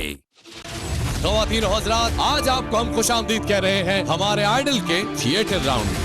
जो 37 लोग यहाँ पे आने वाले हैं, उनमें से इनको वो 12 सिलेक्ट करने हैं। जिधर देखो सुर, लय और ताल की बाज़गश सुनाई दे रही है। अब देखना ये है कि जजेस किसको अगले राउंड में जाने का टिकट देते हैं और कौन वापसी का टिकट कटवाता है। ये जानने के लिए देखना ना भूलें पाकिस्तान आइडल।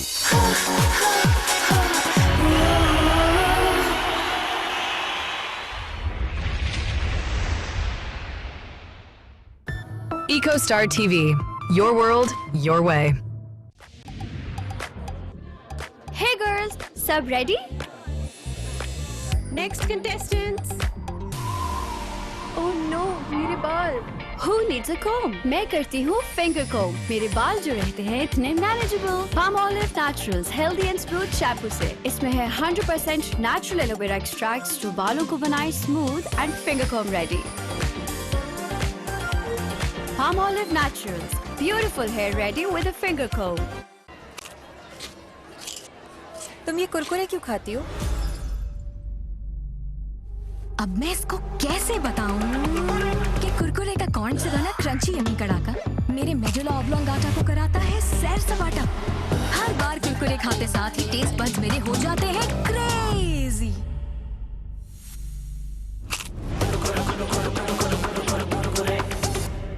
ऐਵੇਂ तो नहीं ना फिर।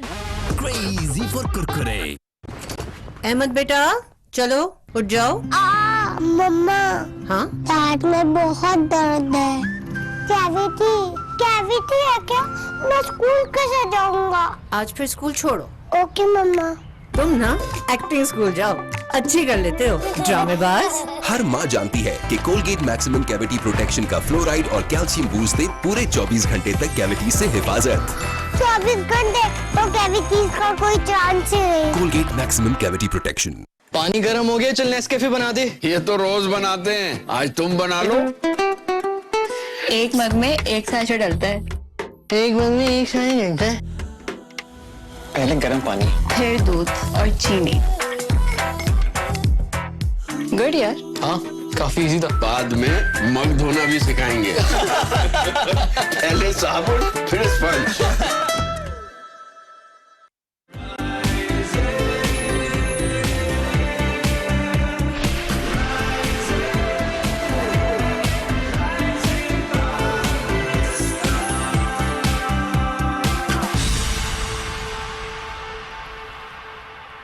Welcome back to rising Pakistan में आपको कहेंगे खुश आमदीद और ज़रा बात करेंगे कि किस तरीके से हम अपनी प्रोफेशनल ग्रूमिंग कर सकते हैं। कितना इम्पॉर्टेंट है कि अगर आप कोई इदारा रन कर रहे हैं उसमें आपके एम्प्लॉयज़ की जो प्रोफेशनल वेलबींग है उसके लिए आप किस तरीके से काम कर रहे होते हैं, पर्सनल ग्रोथ के लिए भी। Exactly, personal and professional development कितनी इंपॉर्टेंट है। तो आज इसी पे बात करेंगे कि कैसे आप उनको मैनेज कर सकते हैं, इनफैक्ट आप खुद किस तरीके से अपनी पर्सनल एंड प्रोफेशनल डेवलपमेंट कर सकते हैं। एंड देन मैंने बहुत सारी कंपनीज ऐसी देखी हैं जो कि वाकई इन्वेस्ट नहीं भी कर रही होती और काफ़ी कंपनीज देखी हैं जो कि इन्वेस्ट कर रही होती है अपने एम्प्लॉयज़ के ऊपर। ट्रेनिंग प्रोग्राम्स होते हैं डिफरेंट, उन्होंने क्वार्टरली बेसिस पे रखे हुए होते हैं। इसके अलावा इंटरनेशनल ट्रेनिंग्स होती हैं, उस पर अपने एम्प्लॉयज़ को भेज होते हैं। वरना बहुत सारे एम्प्लॉयर्स मैंने देखे हैं जो कि अगर कोई इंटरनेशनल ट्रेनिंग आती है तो वो खुद जाने ज़्यादा प्रेफर कर रहे होते हैं। कहते हैं जी फलाने इन कंट्री है तो ये चला जाए और आउट ऑफ कंट्री है तो ठीक है मैं चले जाऊँ। ये भी मैंने चीज़ बहुत ज़्यादा देखी है जिससे कंपनी सफ़र करती हैं, क्योंकि ठीक है आप सीख के आके अपने एम्प्लॉयज़ को ज़रूर सिखा रहे हैं बट वो जो फर्स्ट हैंड एक्सपीरियंस आपके एम्प्लॉयज़ को होना चाहिए एक स्पेसिफिक पोजीशन के ऊपर वो है, तो वो भी बहुत इंपॉर्टेंट चीज़ है। तो आज ज़रा बात करते हैं पर्सनल और प्रोफेशनल डेवलपमेंट ट्रेनिंग कितनी इंपॉर्टेंट है। हमारे साथ मौजूद है जी एंटरप्रेन्योर हैं और ट्रेनर हैं हुमैरा मुमताज़ साहिबा। अस्सलाम वालेकुम हुमैरा साहिबा, कैसी हैं आप? वालेकुम अस्सलाम, ठीक अल्हम्दुलिल्लाह, आप कैसे हैं? अल्हम्दुलिल्लाह बिल्कुल ठीक। हुमैरा थोड़ा सा बताइएगा कि जो पर्सनल एंड प्रोफेशनल डेवलपमेंट है ये कितनी ज़रूरी है किसी भी एम्प्लॉय के लिए, किसी भी इदारे के लिए? जी, सबसे पहले तो ये जानना बहुत ज़रूरी होता है कि कोई भी ऑर्गेनाइजेशन जब कोई रन कर रही होती है तो उसका main focus and main goal क्या होता है। बहुत सी यहाँ पे ऑर्गेनाइजेशन ऐसी हैं जो कि फोकस करती हैं अपनी प्रोडक्ट क्वालिटी में या फिर सर्विसेज क्वालिटी में या फिर दूसरी और चीज़ों में जिस तरह मार्केटिंग और अदर स्टफ, लेकिन बहुत कम ऑर्गेनाइजेशन ऐसी होती हैं जो कि अपने एम्प्लॉयज़ पे इन्वेस्ट करती हैं। तो पर्सनल एंड प्रोफेशनल डेवलपमेंट के लिए आई थिंक सो बहुत ज़रूरी है कि अपने एम्प्लॉयज़ की ग्रूमिंग करवानी चाहिए, ट्रेनिंग सेशंस उनके लिए होने बहुत ज़रूरी होते हैं। इस सिलसिले में आई थिंक सो पर्सनल और प्रोफेशनल को हम अगर कंबाइन करें, पर्सनल तो आपको पता है जैसे कि इंसान के अपने ज़ात से जो भी स्किल्स से रिलेटेड या जो भी उसका टैलेंट होता है उससे रेलेवेंट होता है, और प्रोफेशनल जो होता है वो वर्क से रिलेटेड होता है। जब हम इन दोनों चीज़ों को जब कंबाइन करते हैं, क्योंकि आपके पर्सनल गोल एक डिफरेंट होते हैं और प्रोफेशनल गोल डिफरेंट होते हैं, तो इन दोनों को कंबाइन होना बहुत ज़रूरी है किसी भी ऑर्गेनाइजेशन की सक्सेस के लिए।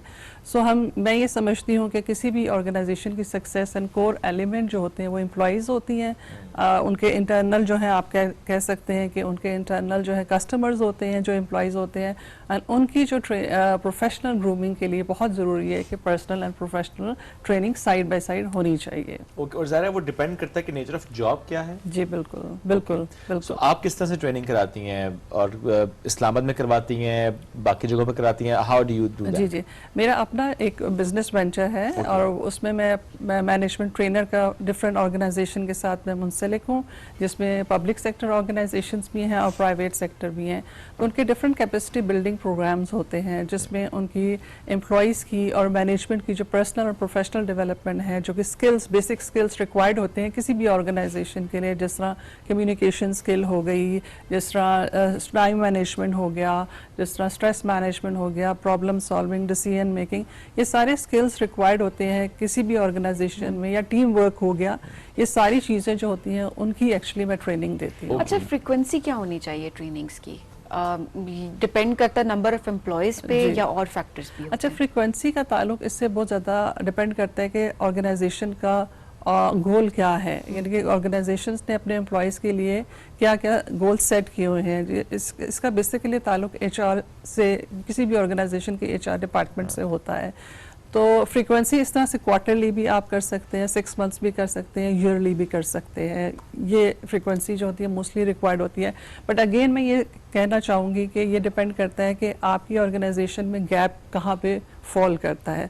उस गैप को आपने आइडेंटिफाई करना है, उसके बेसिस पे जो भी रिक्वायर्ड एम्प्लॉयज़ हैं जिनको ट्रेनिंग की ज़रूरत होती है, तो उस लिहाज से उनकी ट्रेनिंग करनी चाहिए। ओके, वर्क स्ट्रेस ये बहुत ज़्यादा हमने देखा है, कॉमन होता जा रहा है, डिफरेंट प्रोफेशंस में हम इसको हाईलाइट होता भी देख रहे हैं।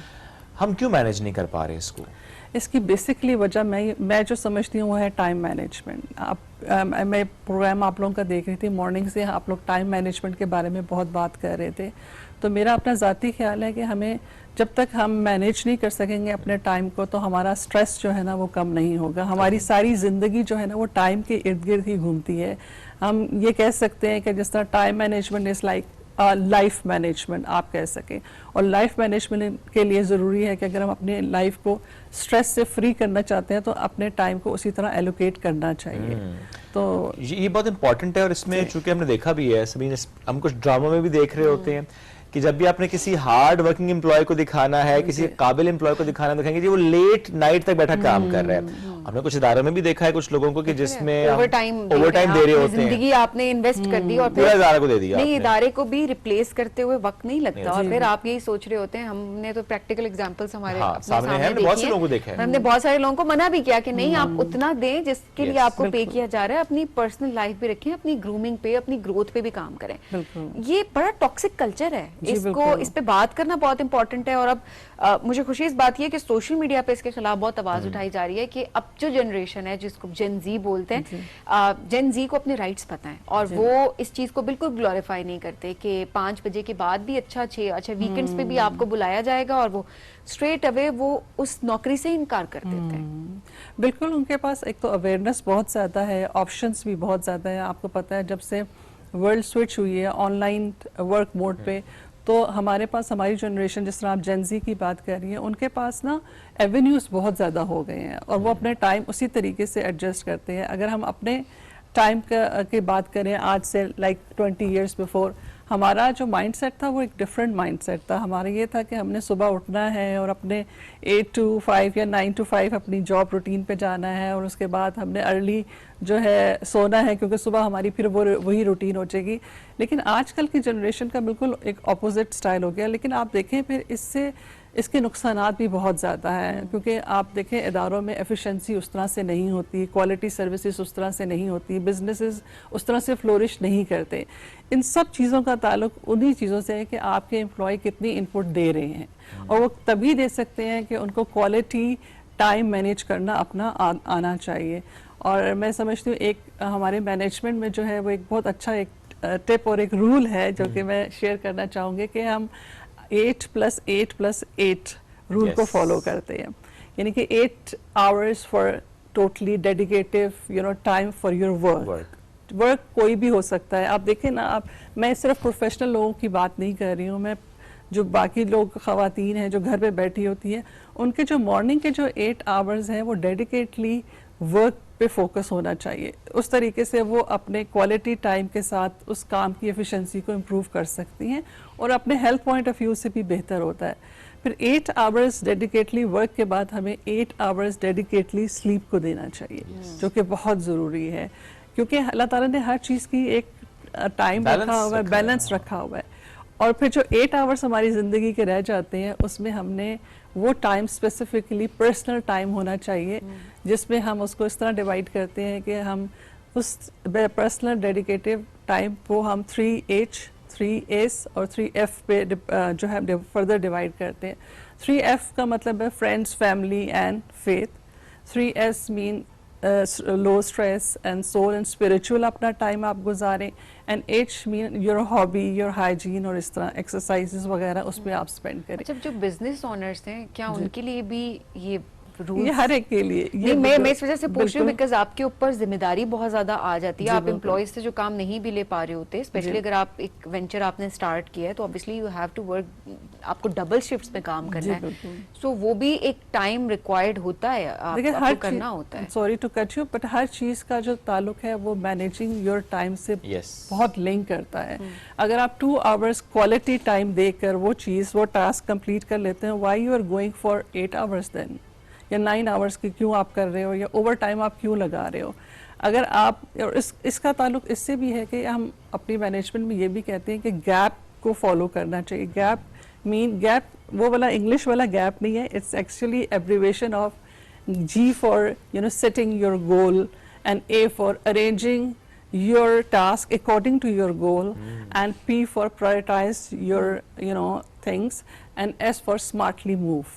So ये जो gap है आपने इसको follow करेंगे ना, तो then you could be able to achieve the quality work in particular time. Absolutely. और सभी ने भी बात की ना कि वो जो ऑर्गेनाइजेशंस के हेड्स या जो आप इदारे चला रहे हैं, आपके ऊपर जिम्मेदारी बहुत होती है, इसमें हम जरूरी ये बात ऐड करते हैं कि जरूरी नहीं होता कि आपने सारा काम खुद करना है, डिवाइड कीजिए, hire a CEO, it's okay to hire a CEO, अपना काम करेगा, आप अपना काम करें। आपने बड़ा अच्छा कहा कि अपने पर्सनल पे भी तो आपने फोकस करना है, आपका मी ओनली टाइम भी उसमें इंपॉर्टेंट है, आपका उसमें faith, family, friends, hygiene, everything, it's very very important, जिस पे आपको टाइम लगाना है। सारा टाइम अगर आप काम को देंगे तो आप अपने ऊपर कब इन्वेस्ट करेंगे? जी, बिल्कुल, आपकी हर चीज की क्वालिटी तभी इम्प्रूव होगी ना, आपने जब हर अपने जो बॉक्सेस को या अपने जो सेट जो टास्क हैं उनको आपने एक फिक्स, जिस तरह it's just like a jigsaw puzzle, अगर आपने उसको फिक्स, एक भी मिसिंग है तो फिर आपकी ओवरऑल एफिशिएंसी जो है बिल्कुल ऐसा। फिर देखिए मेंटल हेल्थ के प्रॉब्लम्स, ये इश्यूज इसी वजह से भी आ रहे होते हैं, ये भी एक बहुत बड़ी रीजन है। अच्छा, जहाँ पर हम पर्सनल डेवलपमेंट की भी बात करें, अब ऐसा होता है कि जिंदगी एक सी तो नहीं रहती, घर में भी बहुत सारे इश्यूज चल रहे होते हैं, कोई बड़ी परेशानी से कि किसी के घर में बीमारी है, लड़ाई झगड़ा या फैमिली इश्यूज चल रहे होते हैं। अब वो बैगेज लेके आप ऑफिस, आप वो बैगेज घर नहीं छोड़ के जा सकते, लेट्स बी प्रैक्टिकल। आप ऐसे नहीं कर सकते, हम इंसान, हम खता का पुतला जो हम कह रहे होते हैं, ये बड़ा मुश्किल होता है। कहना बड़ा आसान है कि ऑफिस का बैगेज ऑफिस छोड़ के आए, घर का बैगेज घर छोड़ के आए। आप तो खुद मुझे यही कहती हैं कि क्या करें? शोएब, मैं ये करती हूँ, बट देखिए दैट्स नॉट पॉसिबल, हर वक्त नहीं पॉसिबल होता। कभी कभी होता है आपके लिए कि ठीक है कोई बात बहुत बड़ी नहीं है, लेकिन अगर किसी के घर में एक कोई शख्स बहुत करीबी बीमार है बहुत ज्यादा, और वो बैगेज ऑटोमेटिकली आपके दिमाग पे आप कैरी करते हैं। नोक झोंक आर्गुमेंट्स इन चीज को तो वैसे ही आपको वहीं छोड़ के आना चाहिए। मैं तो बहुत ज्यादा इस रूल को फॉलो करती हूँ, I don't care honestly, specially professionally अगर कुछ है तो मैं वो बैगेज घर कभी लेकर ही नहीं जाती। द पॉइंट इज, अगर एक कांस्टेंट आपके ऊपर एक स्ट्रेस है जिसको आप खत्म नहीं कर सकते और उसी स्ट्रेस के साथ आपको ऑफिस जाना है, वहां पर आपकी क्वालिटी ऑफ वर्क वो भी हम खराब होते देखेंगे। बॉस भी अक्सर कोई आपकी बात नहीं सुन रहे होते, वो कहते हैं जी घर के मसले घर छोड़ के आया करें। ऐसे मेंटल हेल्थ के कोई सेशंस नहीं होते, इन पर कोई काम नहीं किया जा रहा होता है, एंड देन अगेन उसका लॉस कंपनी को होता है, एंड देन उस शख्स को तो हो ही रहा होता है automatically. No, very good question आपका है कि इंसान जो है अपने बैक ऑफ माइंड में बहुत सी चीज़ें होती हैं जो कि आप उसके साथ डिटैच नहीं हो सकते। तो सबसे पहले आई थिंक सो ये समझना बहुत ज़रूरी है कि आप जिस चीज़ का स्ट्रेस ले रहे हैं वो एक जनरल स्ट्रेस है, यानी कि वो वाकई इन जेन्युइन एक स्ट्रेस है, या वो परसीव स्ट्रेस है। जस्ट फॉर एग्जांपल, अगर मैं ऑफिस में आ रही हूँ और मेरे सर में दर्द है और मैं उसको फील किए जा रही हूँ कि ये मेरे सर में दर्द है, तो वो वाकई ही आपके ऊपर इन्फ्लुएंस हो जाएगा, या आपने उसको परसीव किया हुआ है। हालांकि उसका जो सोल्यूशन है वो डिफरेंट वे से आप उसको फाइंड आउट कर सकते हैं। आप मेडिकेशन ले सकते हैं, आप कुछ चाय का हवा जो भी है आप ले सकते हैं, उसको आप खुद ही सॉर्ट आउट कर सकते हैं। लेकिन आपने उसको परसीव कर लिया एंड थ्रू आउट डे आप लोगों को बताते फिर रहे हैं कि मेरे सर में दर्द है, तो वो चीज़ फिर प्रोलॉन्ग हो जाएगी। अगर आपका जेन्युइनली कोई स्ट्रेस है, फॉर एग्जांपल अगर आप कोई एक्सीडेंट हो गया है, या अगर आप कोई ट्रॉमा से गुजर रहे हैं, या साइकोलॉजिकली कोई आपके ऊपर कोई इफेक्ट हुआ है, तो उस सूरत में यू नीड सम थेरेपिस्ट जिसकी वाकई आपको ज़रूरत है। अपना थोड़ा सा टाइम निकाल के अपनी वेलबींग के लिए, अपनी मेंटल हेल्थ के लिए ये सेशंस लेना बहुत ज़रूरी है, क्योंकि ये अगर आप इन चीज़ों को प्रोलॉन्ग करेंगे एंड इग्नोर करेंगे तो वो फिर लॉन्ग टर्म के लिए आपके लिए और ज़्यादा प्रॉब्लम और आपके लिए और ज़्यादा बीमारियां जो है वो आपके ऊपर हैवी हो जाएंगी। आपकी प्रोडक्टिविटी मुतासर हो जाएगी। जी बिल्कुल, आपकी शख्सियत मुतासर हो जाएगी, आपके रिश्ते मुतासर होंगे, आप आउटपुट आपकी जीरो ना से तो बहुत कम हो जाएगी। और मैं आपको मजे की बात बताऊं, बहुत से लोग हैं ना, वो उनकी आदत बन जाती है ये कहना कि हमें बहुत स्ट्रेस है। जब उनसे पूछा जाए ना कि आपको किस चीज़ का स्ट्रेस है, अब हमें समझ नहीं आ रही होती कि स्ट्रेस है किस चीज़ का। हमें आने का स्ट्रेस है, हमें बैठने का स्ट्रेस है, हमें टाइम पे ना पहुंचने का स्ट्रेस है। आई मीन ये वाली छोटी छोटी चीज़ें हैं। इन पैटी इश्यूज में पढ़ने से बेहतर है कि अपने आप को आप इतना ग्रूव एंड ट्रेन करें कि आप इन चीज़ को इग्नोर करते जाएं। ठीक है, मेरे पाँव में दर्द है, या सर में दर्द है, या मेरे बच्चा बीमार है, या मेरी फैमिली में कोई प्रॉब्लम है, हर चीज़ सॉर्ट आउट हो जाती है। इसलिए मैंने आपको टाइम मैनेजमेंट का इसलिए बताया था कि ये हम कोई रोबोट तो नहीं है कि हम जो है जाएंगे और हमें बैक ऑफ माइंड में हमारी सब चीजें नहीं होंगी, जरूर होंगी, लेकिन आप ये it's all about the mind game. Solution oriented approach आपकी होना बहुत ज्यादा इंपॉर्टेंट है। हमारे साहब ऐसे में हमने ये भी देखा है कि एक एम्प्लॉय अगर ऑफिस में ऐसा हो तो बाकियों पर भी उसका इम्पैक्ट पड़ता है ना, क्योंकि आपकी जो energy positive and negative energy वो दूसरे लोग जो है ना वो फौरन कैच कर लेते हैं। सो इसलिए बहुत ज़रूरी है कि जब हम ट्रेनिंग सेशंस करते हैं ऑर्गेनाइजेशंस में तो हम इस चीज़ को बहुत ज़्यादा जो है इन्फ्लुएंस इन चीज़ को ना इम्पोर्टेंट देते हैं कि इन लोगों की पर्सनल ग्रूमिंग होनी चाहिए कि अपने आप को आपने किस तरह ट्रेन करना है, ना सिर्फ अपने लिए बल्कि दूसरों के लिए भी, और दूसरों को भी जो है ना अपनी पॉजिटिव वाइब से, अपनी जो भी नेगेटिव वाइब से किस तरीके से अवॉइड करना है या दूसरों को इन्फ्लुएंस करना है। सो ये सब चीज़ें जो है ना वो इस ट्रेनिंग का हिस्सा होती है। बिल्कुल ऐसा ही है। हाँ। अच्छा, ऐसे में क्या ये भी जिम्मेदारी ऑर्गेनाइजेशंस की होती है कि वो देखें किस एम्प्लॉय को जेन्युइनली कोई स्ट्रेस है, कोई उसकी पर्सनल लाइफ इतनी मुतासर हो गई है कि प्रोफेशनली उसकी अब चीज़ें मुतासर हो रही हैं और वो ऑर्गेनाइजेशन उसका आप टेक केयर करे कि अच्छा चलिए हम आपको थोड़ा सा लेकर चलते हैं इस तरफ गाइडेंस के पर्सपेक्टिव से या काउंसलिंग के पर्सपेक्टिव से। नहीं, बहुत अच्छी जो बड़ी ऑर्गेनाइजेशंस हैं वो तो बहुत ज़्यादा अपने एम्प्लॉयज़ का केयर करती हैं, और बहुत सी ऐसी ऑर्गेनाइजेशंस भी मैंने देखी हुई हैं कि जो वो क्या करती हैं इस तरह की सिचुएशन में अगर कोई उनका एम्प्लॉय इस फेज से गुजर रहा होता है तो वो उनको छुट्टी दे देती हैं, उनको कहती हैं take a break with all this जो भी उनको चाहिए होता है, ताकि whenever you come back you will be regenerated yourself with a new and positive energy।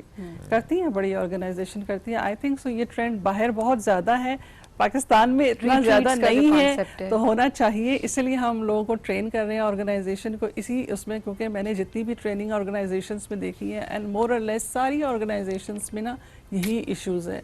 वो कहते हैं कभी किसी को बॉसेस के इश्यूज हैं, किसी को कोलीग्स के इशू हैं, किसी को सबऑर्डिनेट के इश्यूज हैं, तो हम उन्हीं के प्रॉब्लम्स को लेकर उसी में हम सोल्यूशन फाइंड आउट करके उनको ट्रेन करते हैं इस तरीके से। एक healthy relationship, professional relationship maintain करना भी कितना इंपॉर्टेंट होता है कि बॉस और एम्प्लॉय का with certain boundaries of course and coworkers का भी with boundaries, again I would say that, लेकिन एक हेल्दी रिलेशनशिप, प्रोफेशनल रिलेशनशिप ये कितना इंपॉर्टेंट है? बहुत ज़्यादा इम्पॉर्टेंट है। ऑब्वियसली अगर हम प्रोफेशनल ट्रेनिंग की बात करते हैं तो इतना ज़्यादा इम्पॉर्टेंट है कि इन अ सेंस के जो लीडर होता है ना बेसिकली वो डेलीगेट करना उसको आना चाहिए, एम्पावर करना आना चाहिए अपने एम्प्लॉयज़ को।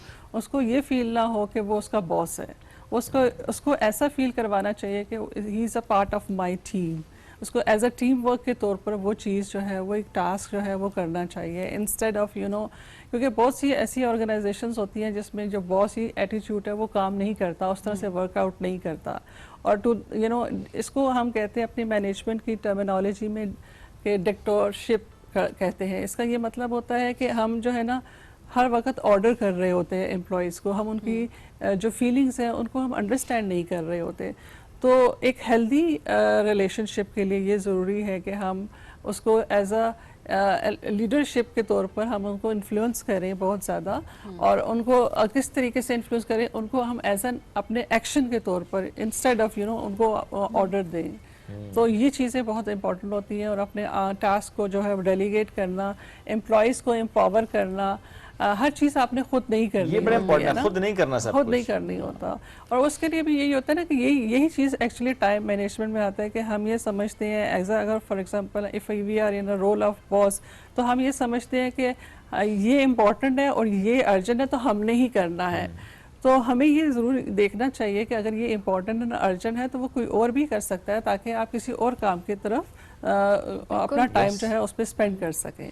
सो ये सारे फैक्टर्स होते हैं जिसकी बेसिस में हम जो है अपना एक हेल्दी रिलेशन। अच्छा, फन एक्टिविटीज कितनी इंपॉर्टेंट होती हैं? फन एक्टिविटीज ऑफिस में नहीं, बहुत ज़्यादा इंपॉर्टेंट होती है। मूवी नाइट होगी, अब इवनिंग आपने प्लान कर ली, या इस तरह से रिट्रीट्स का बहुत ज़्यादा कॉन्सेप्ट अब है कि एम्प्लॉयज़ के बजट, एनुअल बजट डेडिकेट किया जाता है कि रिट्रीट्स की तरफ जाना है। ये कितना कनेक्ट करती है एम्प्लॉयज़ को ऑफिस में और बिजनेसेस में? यही होता है ना कि आप फॉर्मल रिलेशनशिप की तरफ मोस्टली जो है आपका ट्रेंड होता है, लेकिन ये एक बड़ा ब्रेक होता है कि जब आप एम्प्लॉयज़ जो होते हैं कि इनफॉर्मल इन्वायरमेंट में बैठे होते हैं और बहुत सी चीज़ें आप फाइंड आउट कर सकते हैं कि आपके बैक ऑफ माइंड में क्या चीज़ एक दूसरे के लिए चल रही है, जो कि आप फॉर्मली डेली रूटीन में आप इस तरह से फिगर आउट नहीं कर सकते।